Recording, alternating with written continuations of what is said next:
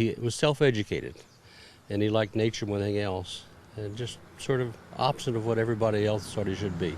Writer Fred Space considers himself a great storyteller and was inspired to jot down some stories he's heard from hand-me-downs and common folklore based on local history in Beemerville. I remember sitting around my mother's general store and the old stove and all the old-timers coming in and telling stories and talking, and I was 6, 7, 8 years old, and boy, I soaked that stuff up. And these are the things I wrote down in my little book of stories that I had heard from generations back. Fred wanted to be sure his stories would last, especially about his father, and when flipping through, you'll find lessons learned and philosophies important to the Space family. Don't associate anything you have or do with dollar bills. Do things because you want to do it, not because the money into it. And if you have something, you have it because you want it, not because it's valuable, dollar-wise.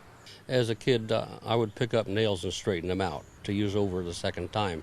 And that's the way we were brought up, is don't waste anything. Utilize every opportunity you have to accomplish something. Ralph Space was always an outdoorsy person as described by his son, and was a trapper for the state of New Jersey. That was just the beginning of how Space Farm Zoo was founded. Younger days he was a mechanic. He liked automobiles, and he had a little garage right here where we're standing now, a little service station, and he was also a trapper. And he was trapping for the state of New Jersey as a vermin control person. In 1928, the year I was born, he caught 28 bobcats nearby. They were marauding farmers' stock like the bears are today.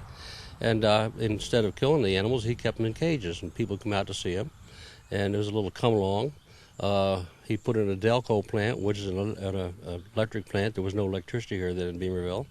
And my mother opened a little store, and she had ice cream and candy for the people to come to see the animals. And it started as just a small thing and gradually evolved into what it is today. We have the largest private collection of North American animals any place in the United States. The book also features home remedies for allergies and bee stings, how to make soap, family poems, amongst many others. But the one lesson Fred Space hopes readers will take away is the appreciation for family. Life is full of ups and downs. You got to forget the downs and remember the ups. That's the most important thing.